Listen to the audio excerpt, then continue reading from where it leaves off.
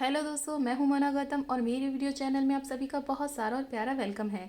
तो दोस्तों, आज की वीडियो में मैं आपको बताऊंगी 3 स्टेप्स जिन्हें फॉलो करने के बाद आप अपने बच्चों को ट्रेसिंग सिखा सकते हैं घर पे बहुत आसानी से।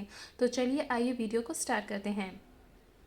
तो दोस्तों, जो सबसे पहले वाला स्टेप है वो है tracing practice with an object. तो इसमें मैं आपको बताऊंगी कि पहले ही मैं इस पर एक वीडियो बना चुकी हूँ। मेरे चैनल पेज पे जाइए, उसे देखिए, आपको काफ़ी कुछ समझ में आ जाएगा कि आपको अपने बच्चों को क्या सिखाना है और कैसे सिखाना है। लेकिन फिर भी ये वीडियो मैं आपके सामने आज प्रेजेंट कर रही हूँ, तो इसमें भी मैं बताऊँगी मोटा मोटा कि एक्चुअली में फर्स्ट स्टेप में आपको क्या करना है। तो इस तरीके कोई भी ऑब्जेक्ट आपके पास हो सकते हैं, कोई भी ऑब्जेक्ट आपको ले लेने हैं। और जैसे कि हम सभी जानते हैं कि बच्चों को जब ट्रेसिंग सिखाई जाती है तो इम्पॉर्टेंटली 4 लाइन है जो उन्हें सिखाई जाती हैं, जो कि है standing line, sleeping line, slanting line and curve line. तो इस वाले स्टेप में हमें ये करना है कि कोई भी ऑब्जेक्ट आप ले सकते हैं और 1 बाय 1 बच्चों को प्लेस करने के लिए उन्हें मोटिवेट करना है। इसी तरीके से हमें स्टैंडिंग कवर करना है, स्लीपिंग लाइन कवर करना है, स्लैंटिंग और कर्व लाइन उन्हें समझाना है। एक के बाद एक वही पर्टिकुलर ऑब्जेक्ट उन्हें रखने के लिए हमें प्रमोट करना है। इस तरीके से उन्हें समझ में आ जाएगा कि ट्रेसिंग क्या होती है और उसे कैसे किया जाता है। चलिए दोस्तों, अब बढ़ते हैं सेकंड स्टेप की तरफ। सेकंड स्टेप का नाम है फिंगर ट्रेसिंग। इसमें आपको ये करना है कि सेम वही लाइंस पे आपको अपने बच्चे की फिंगर को ट्रेस करने के लिए बोलना है। आपके बच्चे को ऐसे फिंगर ट्रेसिंग करनी है, स्टैंडिंग लाइन पे भी, स्लीपिंग लाइन पे भी, ऐसे ही स्लैंटिंग लाइन पे और फिर कर्व लाइंस पे। एक्चुअली बच्चे को हमें फिंगर ट्रेस करके ही समझाना है कि लाइंस ऐसे ऐसे जाती है, नीचे से ऊपर नहीं जाती है बल्कि ऊपर से नीचे जाती है। फिंगर ट्रेसिंग इसमें बहुत अहम रोल प्ले करती है। इसलिए बच्चों को पहले फिंगर ट्रेसिंग सिखाएंगे ये वाली लाइंस पे। उसके बाद हमें बच्चों को सिखाना है, जब हम एक टाइम पे आकर के बच्चों को अल्फ़ाबेट्स 1 2 3 आपकी रीजनल लैंग्वेजेस जैसे उर्दू, पंजाबी या कोई भी लैंग्वेज आपकी हो सकती है, रीजनल लैंग्वेजेस भी, क ख ग भी, ABCD और 1 2 3 भी, तो उसमें भी आपको सेम यही स्टेप फॉलो करना है, फिंगर ट्रेसिंग। फिंगर ट्रेसिंग से काफ़ी कुछ बच्चों को समझ में आ जाता है कि ये वाली लाइन स्लैंटिंग ऐसे गई, फिर ऐसे गई, और फिर जब हमने मिडल लाइन में ड्रॉ किया, फिंगर ट्रेस किया, तो हमें मिला ए। तो इसीलिए हमें बच्चों को सेकंड स्टेप समझाना है फिंगर ट्रेसिंग। ओके दोस्तों, तो लास्ट स्टेप है ट्रेसिंग ऑन वर्सेस।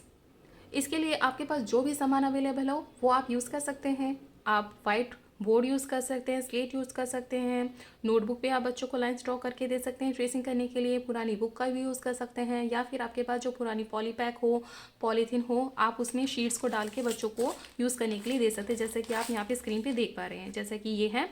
और ज़रूरी नहीं कि आप इस तरह की फ़ोल्डर फाइल ख़रीदें, आपके पास अगर इस तरह की पॉलीथीन है तो आप इसका भी इस्तेमाल कर सकते हैं।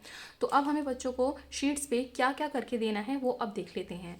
तो जैसे कि यहाँ पे मैंने स्टार्टिंग में लिख रखा है स्टैंडिंग लाइन, जो कि ऐसी होती है as you all know. Sleeping lines का हमें हिंदी लैंग्वेजेस में, हमारे न्यूमेरिकल्स में, हमारे ABCD में, हमारी रीजनल लैंग्वेजेस में, पंजाबी, उर्दू और भी कई लैंग्वेजेस में हमें इस्तेमाल करना होता है। इसलिए बच्चों को स्टार्टिंग बेस में जो सिखाया जाता है वो होता है standing line, sleeping lines, slanting lines and curve lines.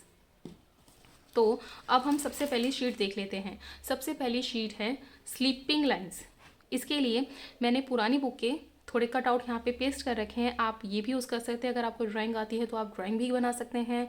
तो इसमें मैंने ये कर रखा है कि ये ममा गोट है और ये है बेबी गोट। ममा गोट को बेबी गोट तक पहुँचना है, तो हम बच्चों को प्रमोट करेंगे कि इसे इसके बेबी तक पहुँचा दिया जाए। तो इस तरीके से करने से मम्मा गोट बेबी गोट के पास पहुंच जाएगी। हमने अपने बच्चे को ये स्टोरी बता दी। इसमें हमें क्या मिला कि हमारे बच्चे ने स्लीपिंग लाइन की प्रैक्टिस कर ली। ऐसा हमें बच्चे को प्रमोट करना है, करने के लिए।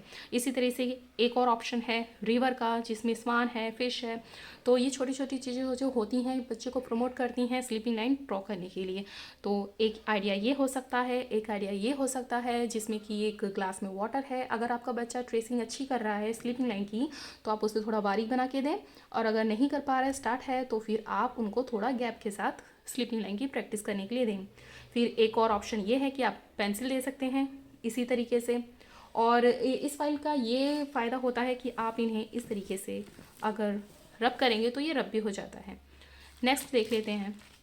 नेक्स्ट हमें बच्चों को सिखाना होता है स्टैंडिंग लाइंस। तो स्टैंडिंग लाइंस के लिए मैंने यहाँ पे कुछ आइडियाज़ दे रखे हैं, आप इनका स्क्रीनशॉट ले लीजिए, आपके बहुत काम आएगा।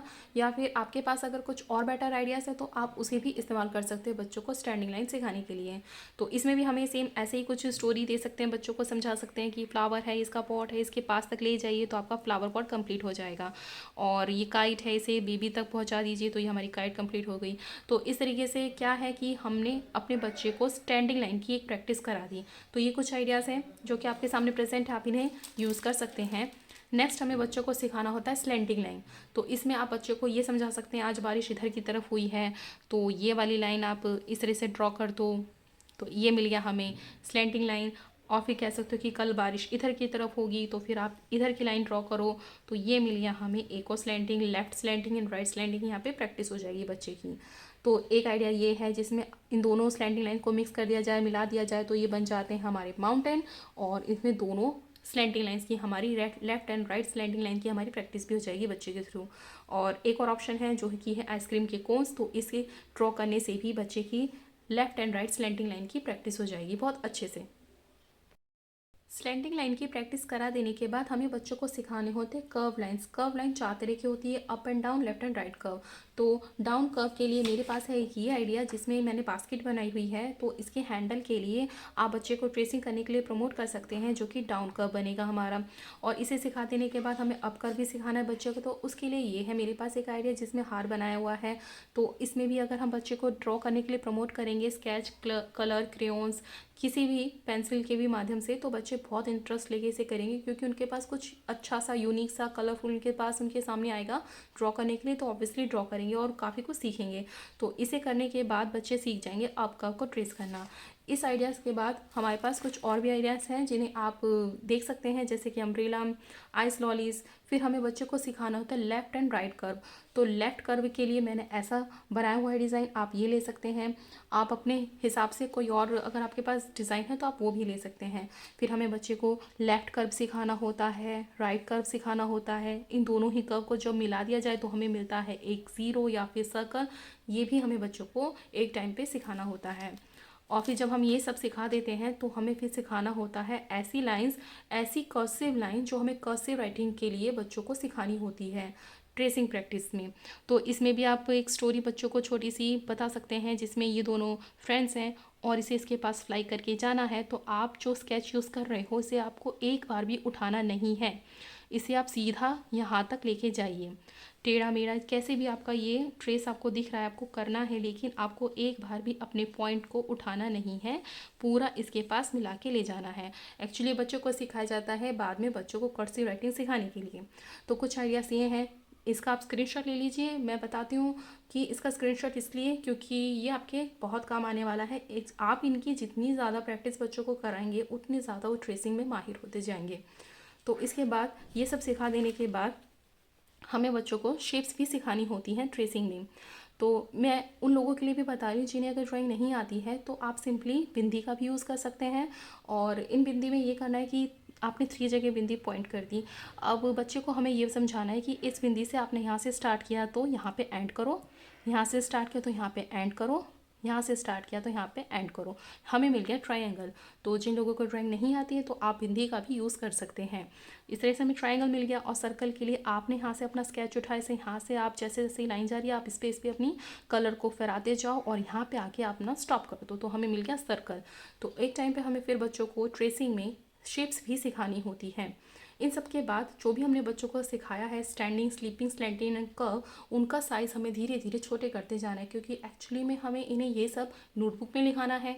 इसीलिए हमने स्टार्टिंग किया था बड़े से, फिर हमें धीरे धीरे इन्हें छोटे पे लेते जाना है, क्योंकि इन्हें हमें नोटबुक में बच्चों से वर्क कराना है। बिग टू स्मॉल पे हमें जाना है स्लीपिंग के साथ भी, स्लैंटिंग के साथ भी, फिर है कर्व लाइंस के भी साथ। हमें इन सभी लाइंस को धीरे धीरे करके इनका साइज़ छोटे करते जाना है। ओके दोस्तों, तो जिन चारों लाइंस की हमने अब तक प्रैक्टिस करवाई है ट्रेसिंग में बच्चों को, उनका कंक्लूज़न आता है अब। ABCD लिखने के लिए, 1 2 3 लिखने सिखाने के लिए, क ख ग के लिए, या फिर आपकी किसी भी रीजनल लैंग्वेजेस को लिखना सिखाने के लिए, इसमें अब हमें बच्चों को ये करना है कि आपकी ये left and right slanting line को आप इस तरीके से लिखो, ट्रेस करो और स्लीपिंग लाइन को इस तरह से इसमें जोड़ दो, तो हमें मिला ए। A for apple। तो इस तरीके से आपको डॉट डॉट डॉट बना के देने हैं A to Z तक। 1-2 महीने तक आप अपने बच्चे को इसकी प्रैक्टिस कराएं।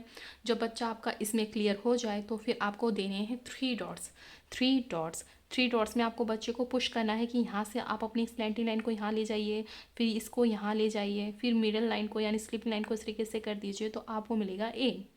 इसकी भी आपको 3 डॉट्स 2 डॉट्स से लेकर के A to Z की आपको प्रैक्टिस करानी है अपने बच्चे को अगेन 1-2 महीने के लिए, फिर या फिर उससे कम टाइम भी लग सकता है। फिर लास्ट में आपको एक सिंगल डॉट देना है कि आपको अपना ABCD यहाँ से स्टार्ट करना है। तो बच्चा यहाँ से स्टार्ट करेगा A लिखना, यहाँ से स्टार्ट करेगा एक सिंगल डॉट के हिसाब से, B लिखना, एक सिंगल डॉट है यहाँ से आपको C लिखना।